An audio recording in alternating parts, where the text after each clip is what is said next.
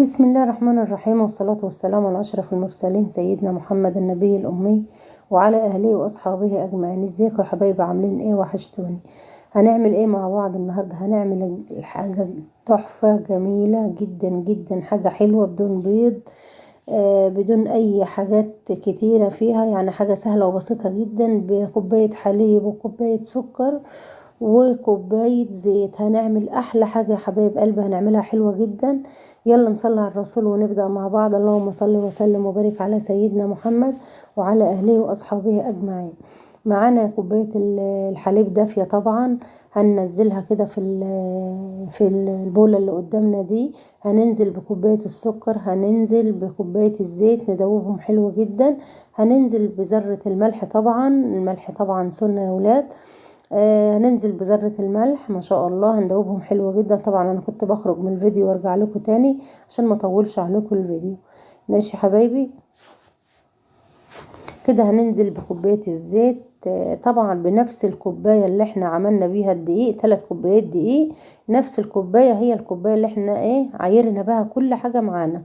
ماشي ماشي يا حبايب قلبي.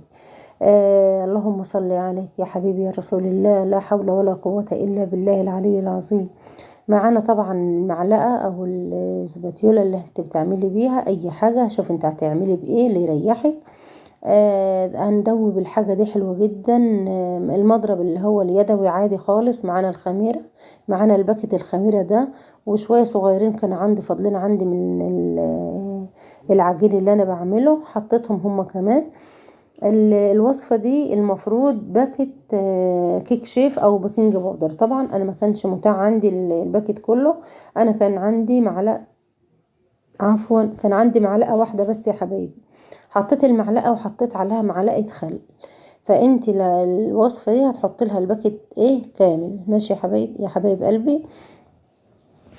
هنعمل هندوب الكلام ده حلو جدا، وهننزل عليه بكوبايه من ال3 كوبايات اللي انتوا شايفينه في الطبق ده او في البوله اللي معانا دي. معانا 3 كوبايات دي، هناخد كوبايه ون نركن الكوبايتين اللي معانا دول على جنب لما نعمل الخميره دي. الخميره دي هندوبها ونسيبها قيمه 7 دقايق كده او 5 دقايق، نغطي عليها كويس ونرجع تاني نكمل بقية الدقيق. طبعا انا كنت عجنتها او عملتها بالمعلقة اللي انتوا شايفينها دي، عملتها حلوة جدا. انا طبعا زي ما بقول لكم ما كنتش حابة اطول عليكم الفيديو خالص. ما شاء الله.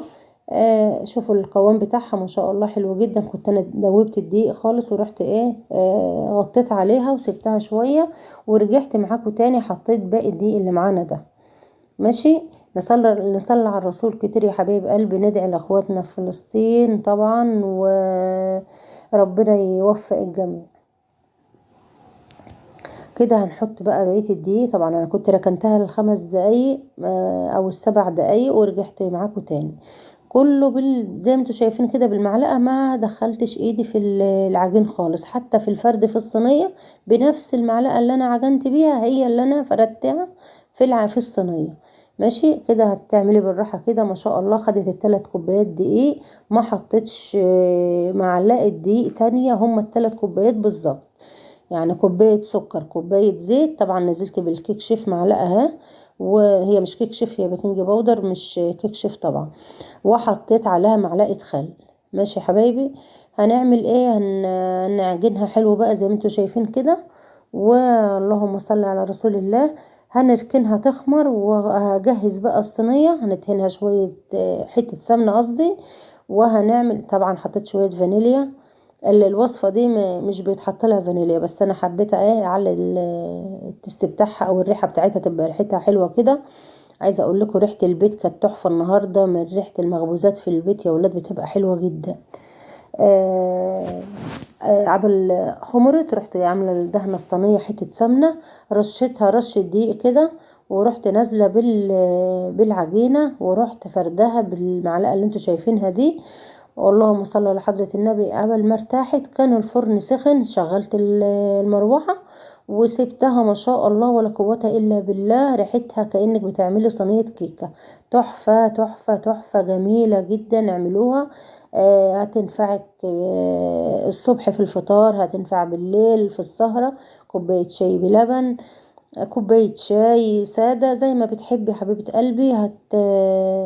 زي ما انتوا عارفين بقى الجو ساقعة، وبيحب الاكل بقى بالليل في السهرة. احنا الدكتور يقول اعملوا دايت، واحنا ناكل الاكل ما بيبقاش حلو الا بالليل. مين زي بقى؟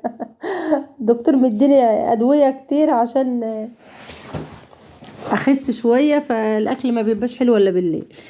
عايزه اقول لكم الكوبايه، بقول لكم في الفيديو الكوبايه دي يا حبايب قلبي اللي احنا بنعاير بها دي وكل حاجه. عايرنا بها 3 كوبايات دي، كوبايه سكر، كوبايه حليب، كوبايه زيت. تمام تمام. طبعا رشه الملح حطيناها في الخميره الاولى. دلوقتي احنا خلصنا، هنجيب الطبق هنغطيها نسيبها تخمر براحتها خالص، وبعد كده نجهز الصينيه اللي احنا هنشتغل فيها. والفرن طبعا تخش على فرن سخن يا حبايبي. الافضل اي معجنات مش شرط دي، اي معجنات بتعمليها لازم تدخل على فرن سخن. الافضل يعني الحاجة تطلع معاكي حلوة. فكده هنشيل الحاجات دي ونسيبها تخمر، وبعد كده نرجع مع بعض نفردها في الصينية. طبعا كنت قلت لكم كده هي خمرت كمان اهيت. طبعا احنا بنسيبها ترتاح كمان شويه في الصينيه، يعني مش بتفردي، مش بتحطيها وتدخليها على طول الفرن، لا استنى عليها شويه كده. بقول لكم الصينيه دهنتها حته سمنه ورشتها شويه دقيق، وهننزل بقى كده بالعجينه، وهتفردي بنفس المعلقه اللي انت عجنتي بيها ما شاء الله. نهبتها بديتين كده على الرخامه، وبعدين ندخلها الفرن على فرن سخن. ماشي. طبعا كنت انا مجهزه صوص الشوكولاته بقى، انا اول مره اعمله بصراحه. هعمل فيديو معاكم ان شاء الله على الصوص اللي انا عملته ده. سهل جدا جدا، ما اخدش وقت، عملته قبل ما ابدا في العجينه خالص ما شاء الله. الوصفه دي يعني واخده مليون مشاهده. يعني انا مش هتاخد عندي 100 مشاهده ليه مش عارفه. فربنا يوفقنا جميعا يا رب. انا مش هتكلم عن المشاهدات بقى، لان انا هسيب امري لله. مش هتكلم بقى تاني. والله لنا نصيب هننجح، ملناش نصيب خلاص. ولازم نقول الحمد لله. ماشي يا حبايبي. طبعا انت بتفردها كده، وزعي بالراحة خالص يعني. حابة تعملي بايديكي تمام، بس هي لازم العجينة تكون طرية زي ما انتوا شايفينها كده ما شاء الله. طبعا انا قفلت الفيديو وخرجت وعملتها بالمعلقة اللي انتوا شايفينها دي كويس جدا. وبعد كده شفناها مع بعض. ماشي يا حبايبي. نصلي على الرسول كتير كتير كتير. ربنا يوفقنا جميعا. اللهم صل وسلم وبارك على سيدنا محمد وعلى آله وأصحابه أجمعين. ويا رب نكونوا ضيوف خفاف على قلوبكم يا حبايب قلبي. وطبعا اللي مش الفيديو اللي فات يا ولاد، دي إسراء بنتي اللي مش عارف ان هي إسراء بنتي. في ناس حبايبي كلهم اللي معايا على القناة عارفين ان إسراء بنتي بتغني طبعا، وعندها طبعا القناة بتاعتها على التيك توك حاجة ما شاء الله حلوة جدا. ده صوص الشوكولاتة اللي قلت لكم عليه. انا بقول للي مش عارف إسراء بنتي، الفيديو اللي فات ده يا ولاد انا نزلته لكم عشان تشوفوا الجمال بقى بتاعي ده. إسراء جمال بتاع حلوة الجمال بتاعي ده. ربنا يحفظ لنا أولادنا جميعا يا رب. هي بنتي حبيبتي وصاحبتي وروح قلبي إسراء بنتي. ربنا يفرح قلبي بها يا رب، ويفرح قلوبكم يا رب العالمين بولادكم. طبعا أنا بقول للي مش عارف إسراء، دي إسراء بنتي يا أولاد بتغني ولها قناة على التيك توك. ماشي.